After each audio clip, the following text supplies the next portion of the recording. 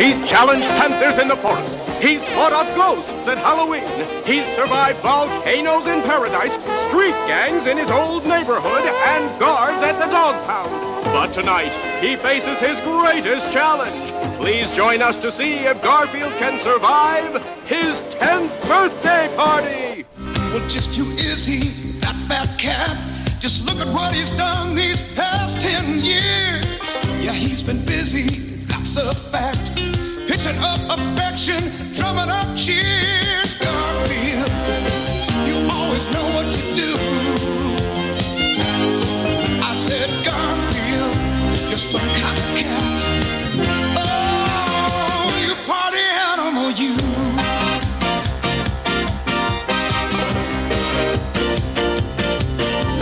Garfield, you always do it upright.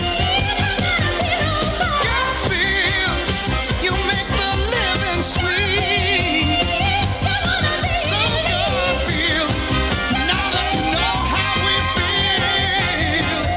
feel. Big fat hairy deal.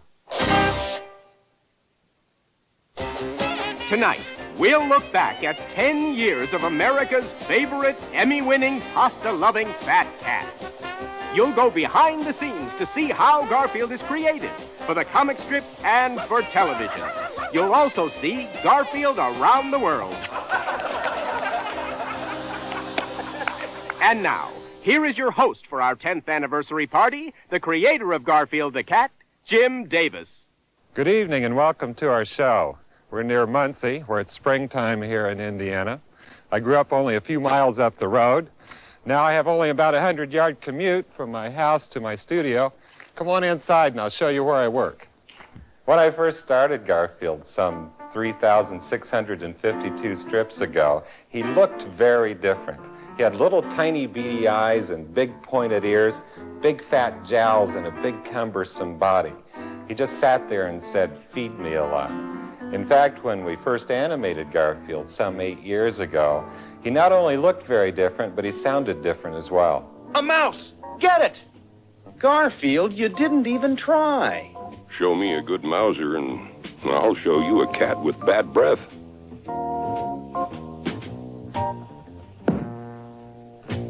You're too fat, Garfield. Why, I'll bet you haven't seen your feet in years. I have feet? One last olive.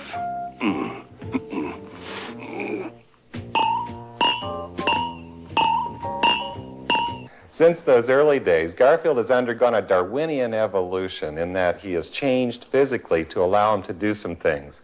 Today, his eyes are larger and more expressive, his ears are smaller, his mouth is bigger to allow him to eat more food. Also, his limbs are longer to allow him to reach for pies and to kick Odie. Also, his body is smaller and not in the way so much. In fact, this is the way he looks today. I'm an eyeball man. I always start drawing the eyeballs first, and then I hope the rest of the character fits on the page. Garfield's appeal partly lies in the fact that he is selfish and lazy. We live in a time where we're made to feel guilty about overeating and oversleeping and not exercising. Garfield defends his right to do all of that.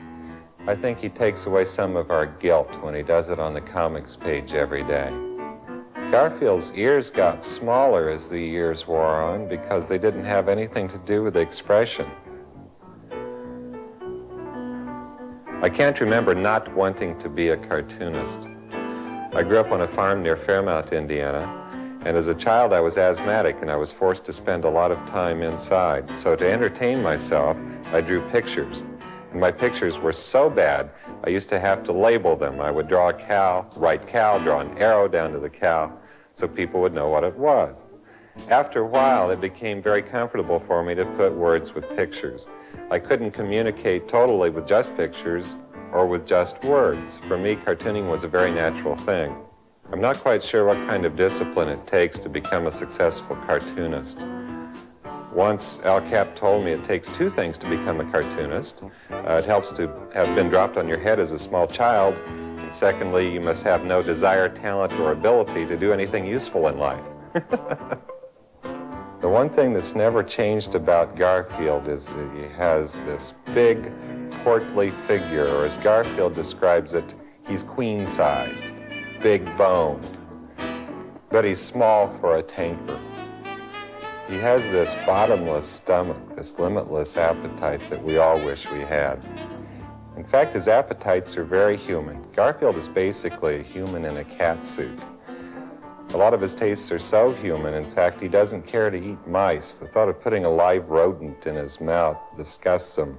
Garfield's big appetite isn't confined to the usual 3 meals in the day. There's the mid-morning snack, the late morning snack, the early, the late afternoon snacks, the early and late evening snacks. You know, one of these days, eating like that is going to give you a nightmare. Wait and see.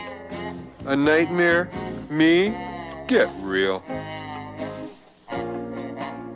Imagine him thinking I'd have a nightmare from eating too much. Me. What a silly thing. What a silly...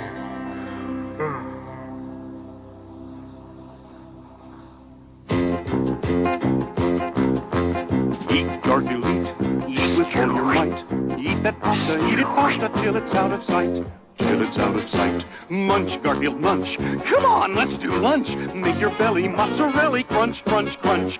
Crunch, crunch, crunch. Cheese, salami, ham, and Swiss, whole wheat, rye, and white. Sliced tomatoes, tons of mayo, love at first bite. Garfield, you're an awesome eater, yes, you are the top. Butter, batters, bitter batter, you don't have to stop. Double stack it, you can hack it, yum, Garfield, yum. Don't you miss a crumb. At a dinner, you're the winner. Don't you pause or you'll get thinner. More, Garfield, more, till you can't fit through the door. Eat, Garfield, eat. Chow, chow, chow. You've got to stop eating, Garfield. You're getting bigger and bigger and bigger and oh no!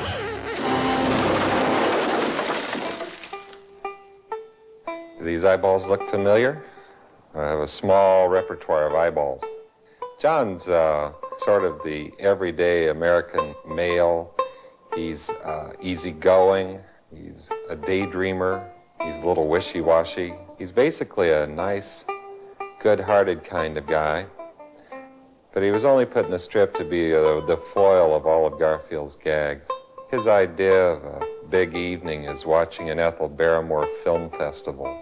Even though John's a single guy, he considers himself a family man. He takes his boys everywhere. Here's John's idea of a good time on a camping trip. All I need's a loincloth, a little sack of salt. Whatever you hear on the 6 o'clock news, buddy, it ain't my fault. Not my fault. Out here in the backwoods, amongst the leaves and trees, I'm in seventh heaven. Bees, wheeze, fleas? 'Cause camping is my life. Camping is my life. Camping is my life. I'm in seventh heaven, 'cause camping is my life. Hoorah! Take me home. Odie is a delight to work with. He has big ears, a big tongue, and big eyes, and a big heart. The only thing that's tough about doing with Odie is the writing, because he never says anything aside from an occasional arf or a yip or a growl. But his expressions and his body language seem to carry him through the gags. Odie is so rubbery in all of his features, it seems as though he always bounces back from all of the terrible things that Garfield does to him. Even though Garfield and Odie are usually at odds, there are times when they make a pretty good team. Welcome, the Dancing Armandos! This'll be a piece of cake.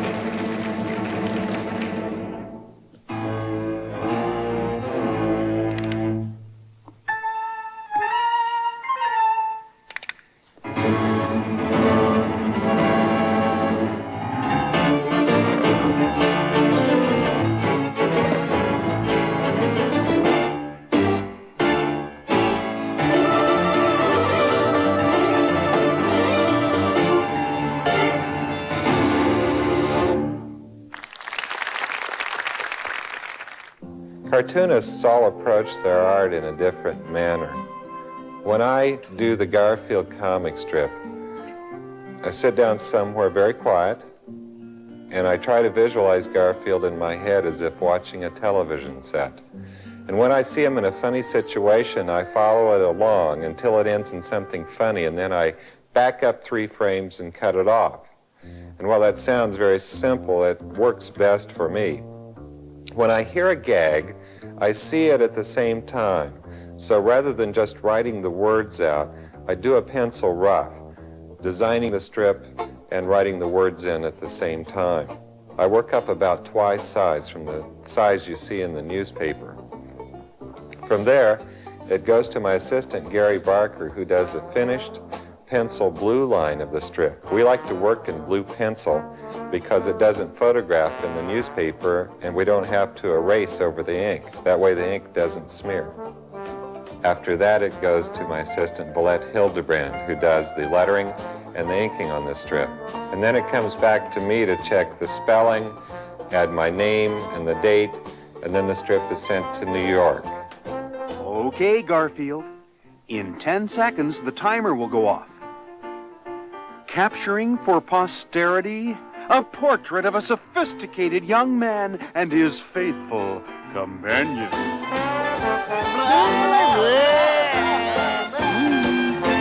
The greatest enjoyment I get from doing the strip is making people laugh, or at the very least, making people smile. The nicest letters I get are from people who say that Garfield in some way has brightened their day, and they look forward to seeing him all the time. Because Garfield is an entertainment figure. And if nothing else, I hope he tells people that life isn't so bad and that we should all learn to laugh at ourselves. Hey, Odie, old boy, you know what Halloween night is? Yeah, well, take that stupid pumpkin off your head and I'll tell you. Better. That's a night when dogs have to help cats go out and get candy. That's right. And if a dog does a good job, he gets a whole piece of candy of his very own. Well, do you want to go, boy? Huh? Huh? Want to go out and get candy? Huh? Do you? Do you want to go? Huh? Huh? Huh? Okay, let's go to the attic and find some costumes for tonight. You know, just between you and me, there are times when I love that dog. Comic strips are as uniquely American as jazz and the 4th of July. Garfield, as well as other comic characters, have enjoyed the opportunity to jump into other mediums as well. In a moment, we'll be back with Garfield in Hollywood. What do you think? Buffo, terrific, don't change a thing. I love it just the way it is. Let's do lunch. Garfield, you should learn something new each day. It'd lend purpose to this dreary existence of yours.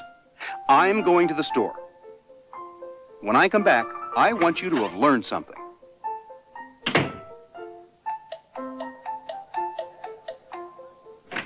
I'm back, Garfield. What did you learn while I was gone? Well, for one thing, I learned how to use your credit card. Oh boy, a banquet. Baked ham, sweet potatoes, cranberry sauce, corn. What's this? It appears to be of the crescent roll family. A true gourmet never shies away from a new taste treat.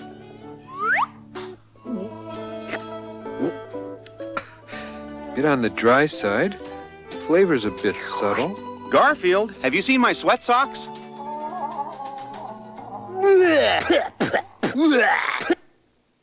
Every now and then, a cartoon character gets the opportunity to transcend the comics page and work in other areas.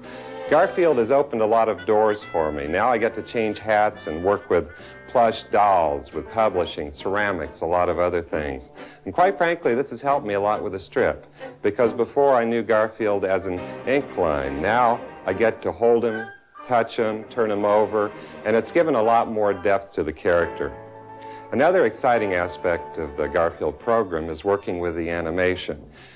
Believe it or not, this is a lot more natural for me because when I write the strip, I see Garfield moving, I hear him talking. It's much more natural to let him go about his business and do his humor than it is to freeze frame him for that 7-inch space in the newspaper to pick the most appropriate action or gesture or whatever. And now here in Hollywood is the director of animation, Phil Roman.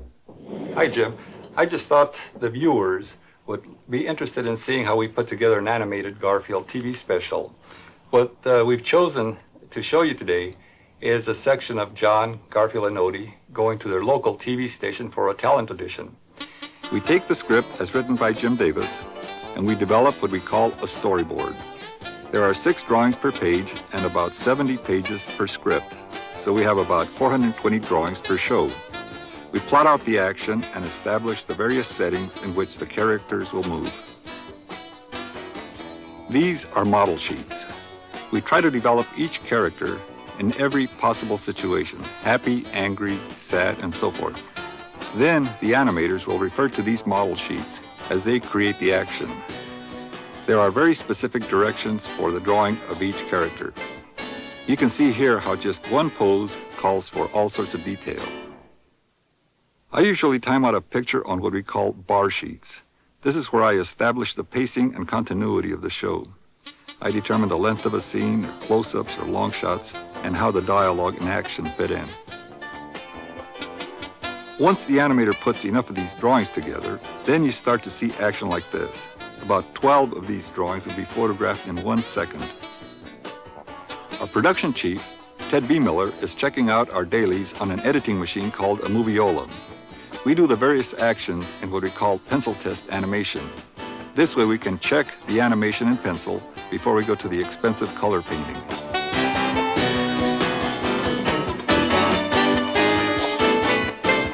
The next step in the animation process is to get the animator's original drawings and transfer them onto celluloids. We call them cells. Now there are approximately 30,000 of these cells that have to be hand painted. And they're painted by folks like Shannon Meyer here, who's working on one of the cells right now. Shannon, what do you find that's the most difficult when you're painting? Aside from staying within the line, which we all have experience with from our childhood, I would say it's getting the correct mix of water in the paint so the paint is smooth enough and thin enough to flow on evenly, and yet it's still opaque. We have already established the basic settings on our storyboard, and now they are enlarged on the layouts across which the various characters will move. Then, while the animation is being done, our sets are being painted as well by the background artist who add the color and mood to each scene. The cameraman then photographs the completed scene. He combines the animation and the backgrounds and then shoots each individual drawing 1 frame at a time. Later, when the film is projected at the normal speed of 24 frames per second, the characters will appear to come to life.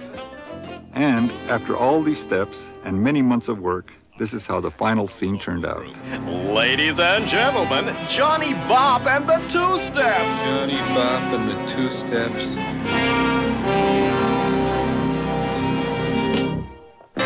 You know the women all call me, they call me the Wizard of Love. Oh, wow, the Wizard of Love. Oh yeah, the women all call me, they call me the Wizard of Love. Oh, wow, the Wizard of Love. They call me the Wizard cause I show them what they don't know how. Oh, wow, the Wizard of Love. Well, I'm greasy as a gizzard, cool as a lizard, but I know how to keep your heart in a blizzard. That's why they call me the Wizard of Love. Oh, wow, the Wizard of Love. So follow that yellow brick road to the Wizard of Love. You guys were great! You were awful.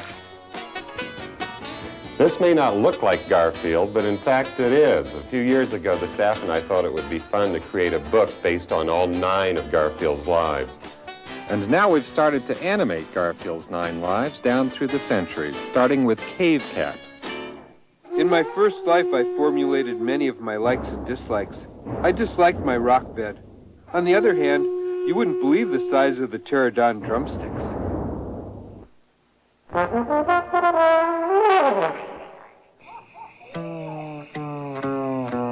About 10 million years ago, the first cat crawled out of the sea.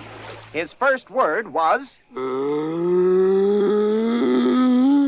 He had been holding his breath for quite some time. In those days, the first everything was crawling up out of the sea. The first snake. The first chicken. Crabgrass. The first real estate salesman.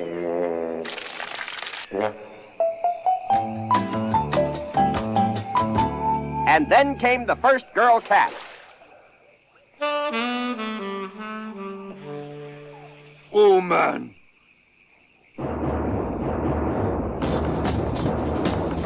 Near. Oh, man. Cat. Cat was caveman talk for darn it. It wasn't long before Cave Cat learned to talk.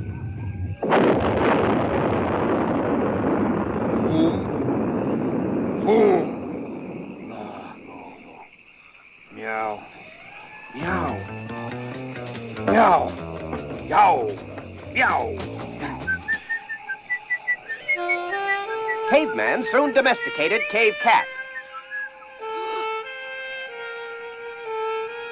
Good cat. Good cat. Garfield loves weekends almost as much as he hates Mondays. This fall, he'll be appearing for the first time on Saturday morning television here on CBS. This is our first recording session. We hope that our family of characters can bring a special brand of humor to Saturday's television viewers. 3 very fine actors play our main characters. Garfield is the voice of Lorenzo Music, whose face I have never seen. Odie is played by Gregg Berger. Gregg has to slobber on cue. The character of John is played by Thom. Thom and I were fraternity brothers at Ball State University in Muncie, Indiana. Can I get a copy of the Black Ants script? I don't think that's any of your business. Oh, wow, man. Oh, we're wearing our doggy coat, aren't we? Don't we look just precious in our dumb widow doggy coat? When we go on our walk, all the other dogs are going to call you a nerd. I feel so sorry for you. Come on, guys. Let's get ready for our walk. Oh, we're wearing our doggy coat, aren't we? Don't we look just precious in our dumb widow doggy coat? When we go on our walk, all the other dogs are going to call you a nerd. But don't feel bad. You'll be the best dressed nerd ever. Come on, guys. Let's get ready for our walk.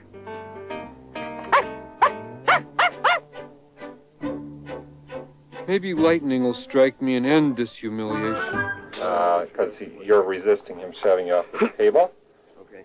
Ladies and gentlemen, may I direct your attention to Odie the Amazing, about to perform his death-defying dive into this glass of water. Struggle. Good. Ladies and gentlemen, may I direct your attention to Odie the Amazing, about to perform his death-defying dive into this glass of water. Of course, he may need a little encouragement. Come on, I'm gonna make you a star.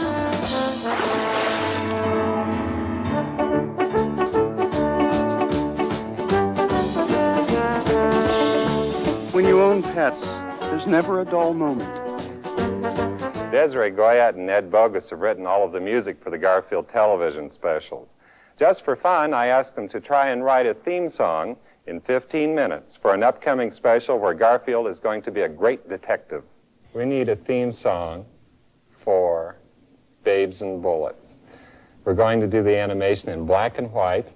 We want to do it in the old B-movie tradition. Garfield is going to be a detective, and it's going to be done with a lot of tight cuts a la Dragnet, back and forth. Right. And he's going to be solving a murder mystery. Like a blues kind of. It's got to be a real bluesy show, yeah. And we always get something first. Right. Well, I got the counter. The music always comes first. Right, how about this? A different breed. Different breed. I like a different breed. Okay, then we've got something like don't have to look. Well, but this was more talking an impersonal approach, though. When he said, "That's all right. I like this. Don't have to look hard to find a different breed. We're a different breed, another kind, you know." Claws and clues. You like that line? Claws and clues. Sure. That's good. That's Sure. good. What is it? Clues and claws. Clues. Claws and clues. Claws and clues. Claws and clues on my beat. I pay my dues for my meat. When I put my paws on the street. And claws. I pay my dues on the street. Oh, got a line here. I love those babes and bullets. I love them all to death. Just need this last line. That's all I know. That's why I do it. That's why I do it. Oh, that's a funny line. That's all he knows. That's why. That's all he does. It's a living, that's why I do it. Yeah. All right, let's hear it. Let's hear it. Whole thing? The whole thing. All All right, ready? All right, I'll do the intro. Yeah, but don't stop singing. You're going to help me out. Make sure the changes. My life's full of babes and bullets. No time to lay back and cool it. I've got clues and claws right here in my paws. I like that. Nothing to do but do it. Don't have to look hard to find. I like it hard to find a different breed, another kind, something like that. From out in the streets to a dimly lit hall, that guy in the pinstripe shopping with his mom. Claws and clues on my beat. I'm always going to get that wrong. Pay my dues on the street. A life full of babes and bullets. Now throw this one away. It's a living. That's why I do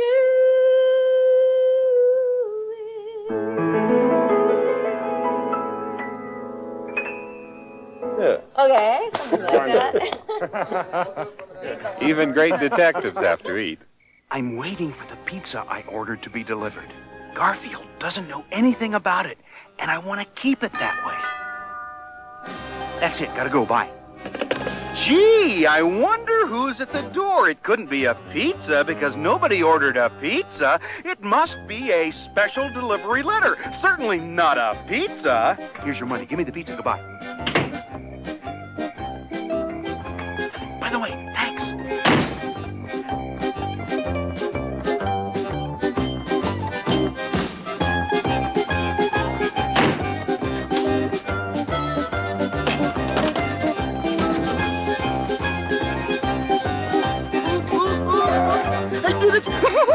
And I didn't forget anything. You forgot the anchovies. Don't worry, you'll remember next time. Dinner time, Garfield. Food. I ran out of your regular cat food, so I bought you the dried kind. I'm sure you know what to do with it. I certainly do. Whoa, whoa! Enjoying your cat food, Garfield? We must have it more often.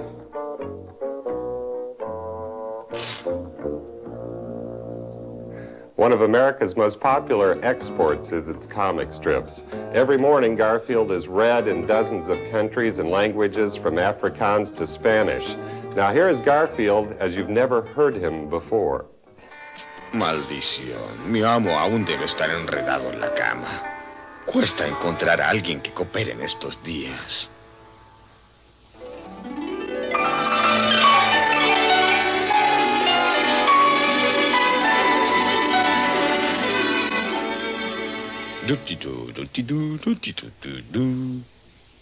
Hola, ¿hay alguien ahí?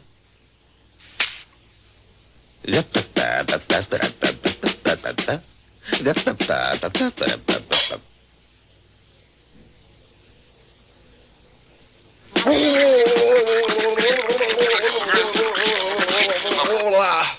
Buenos días, Encanto. Bienvenido a otro hermoso día con tu animalito favorito. Supongo que querrás desayunar. Eso sería fantástico.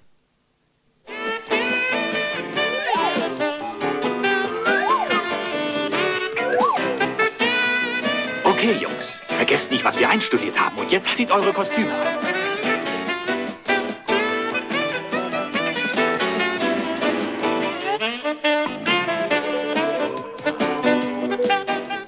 hast du denn noch, Garfield? Einen Konkurrenten auslöschen.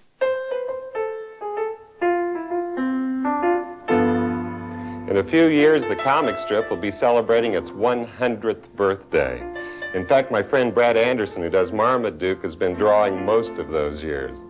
Cartooning is one big fraternity. The cartoonists enjoy getting together to swap a few stories and a few tricks of the trade. Here's a recent conversation I had with three of the industry's most popular cartoonists: Dick Brown, who's with High and Lois and creator of Hagar the Horrible; Mike Peters, Pulitzer Prize-winning editorial cartoonist and creator of Mother Goose and Grimm; and Lynn Johnston, creator of For Better or For Worse.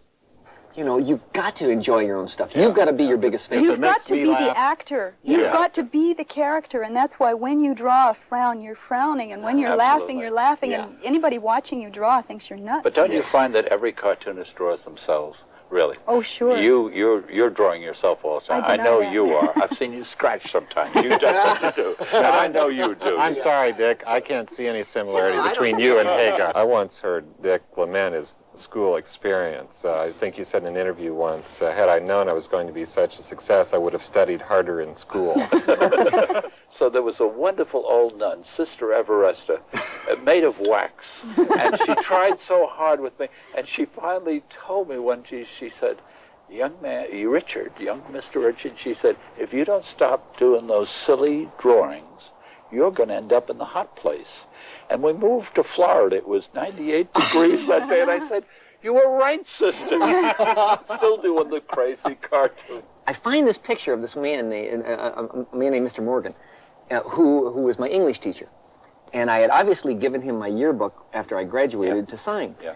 And on the bottom of the of his picture, he said, "Dear Mr. Peters, you had better start growing up real soon.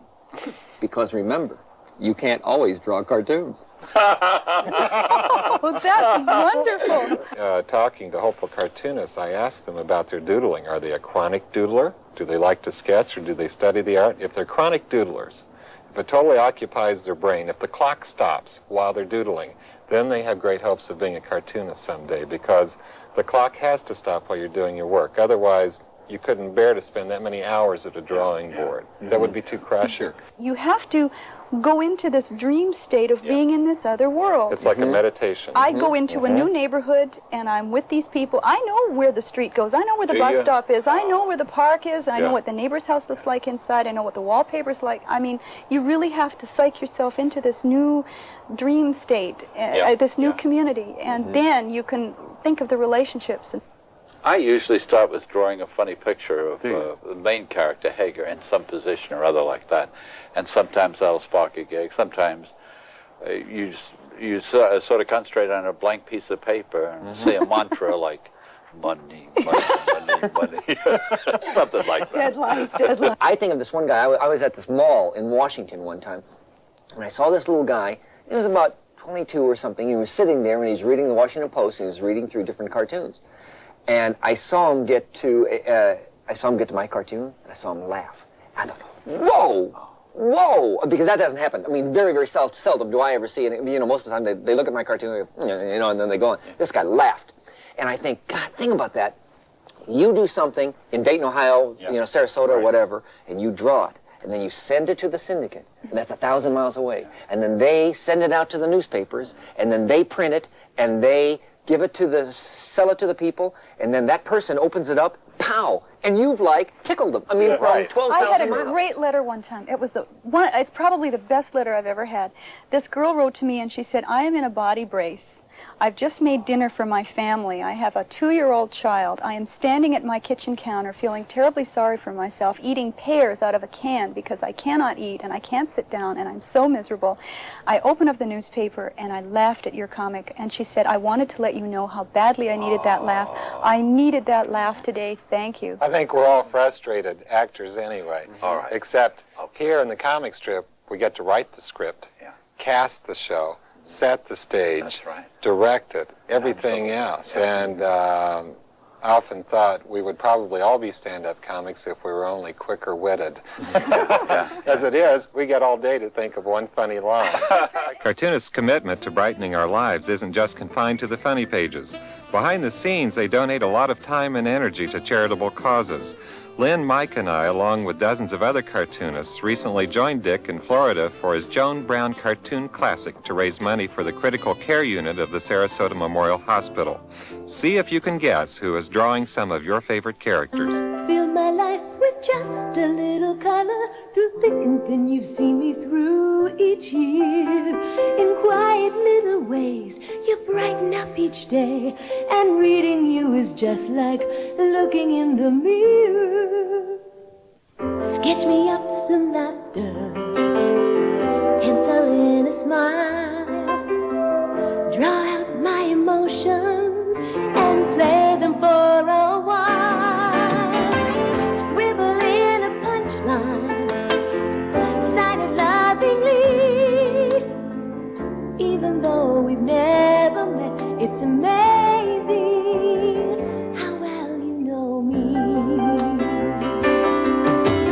Say for me what I'm afraid of saying. Draw for me what words just can't express. Play for me the role I can't be playing. A moment from the tension, a minute without stress. Sketch me up some laughter, pencil in a smile. Draw out my emotions and play them for a while. Scribble in a punchline, then sign it lovingly. Even though we never met, it's amazing how well you know me.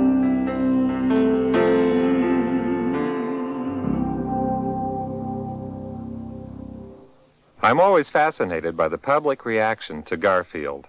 I like Garfield. He's the kind of guy I'd like to hang out with on a Saturday night. You know? So laid back, he's cool. I love the way he acts. He likes to eat, he likes to sleep. Well, he's really cute, but I just don't like cats. What do you think of Garfield? I think he's cute, and I like cats. I'm a more of a Far Side fan. Happy birthday, Garfield. Happy birthday, Garfield. Happy birthday, Garfield. Ugh, a spider. Hold still, little spider, while I squash you with the window. Yeah, I know it's kind of cruel, but it's part of my job.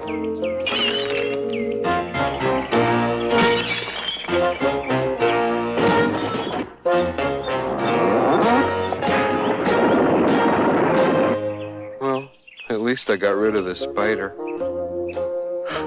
Oh no. Odie's playing in front of the recliner. Watch this.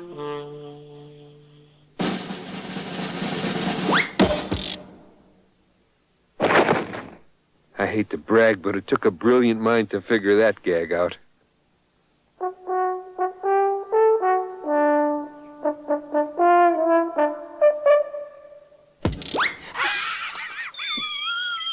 Garfield, come and get it.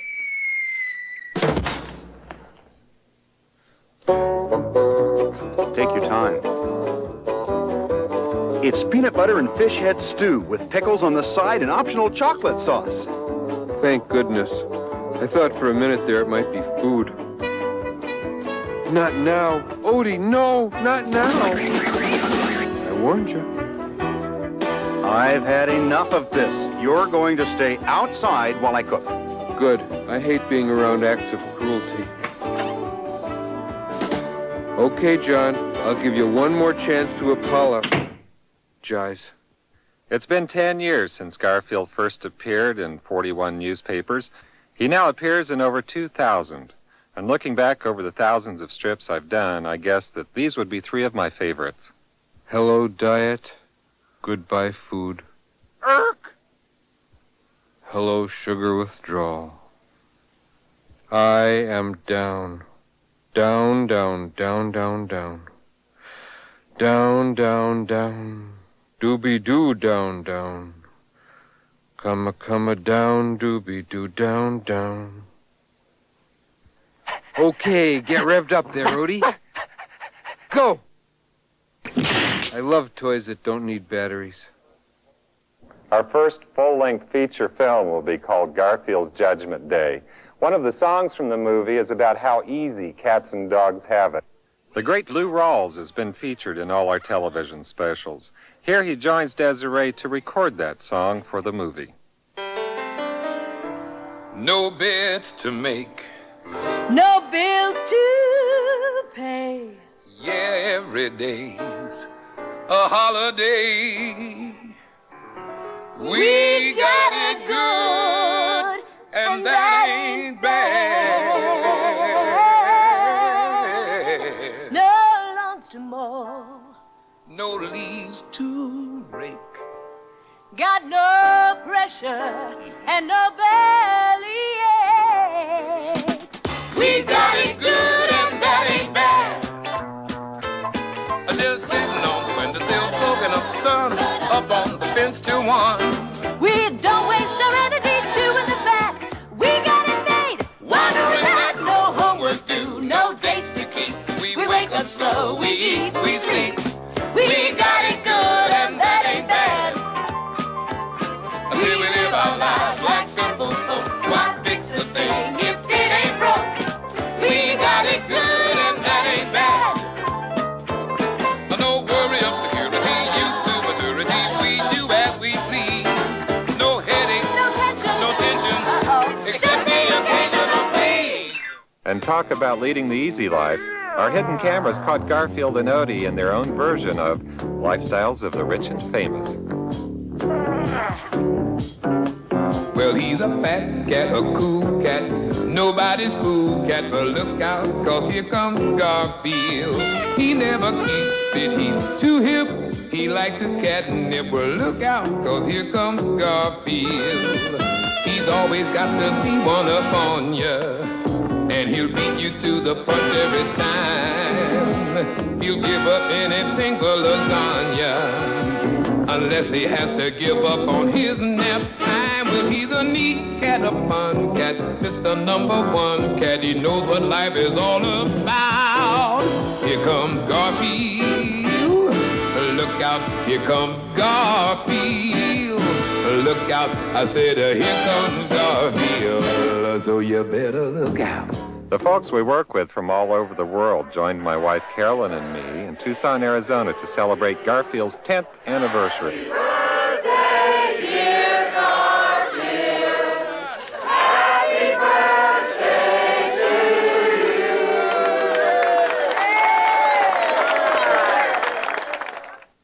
Well, nothing to do today but hang on the old screen door.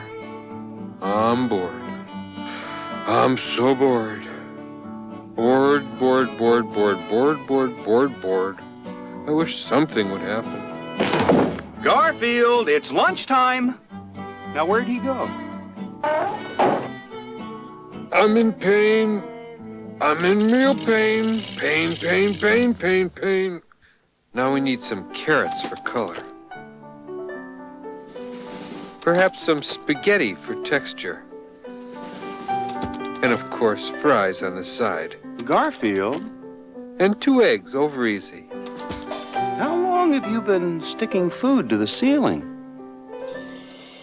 Oh, for quite some time now.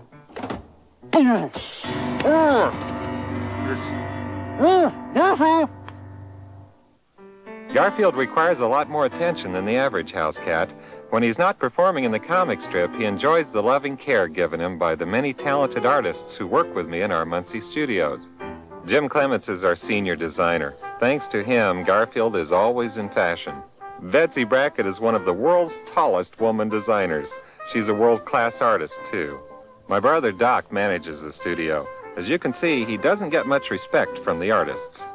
Gary Barker not only assists with the strip, he oversees the Garfield look for the rest of the program. Vicki Scott came to us from the animation industry. She used to work for a green guy with muscles. Now she works for a cat. Kevin Campbell is an experienced illustrator and one of the few good artists with a brush. Larry Fenz is a very versatile artist. His skills range from airbrush to watercolor.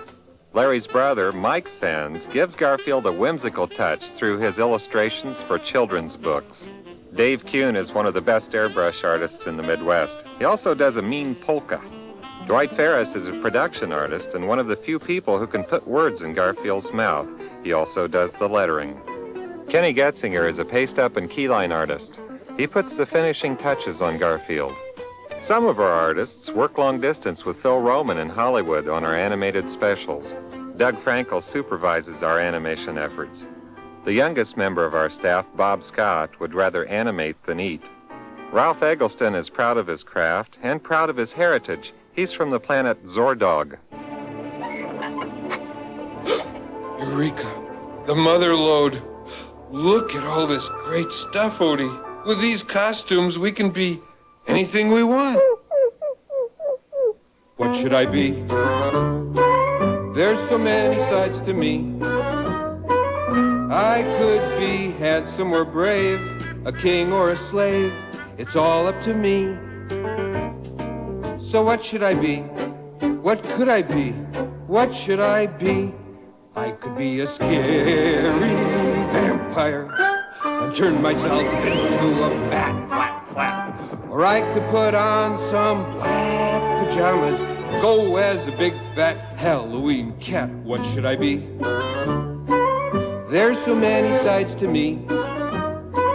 I could be an astronaut, a robot, a hobo, a clown, or an alien creature going out on the town. What should I be? It's all up to me. What should I be? Let's go. We'd like to thank you for being with us on our 10th anniversary and look forward to being with you on the comics page and on television in the years ahead. Quite frankly, after all of this excitement, I think I need to get away from Garfield for a while. So long.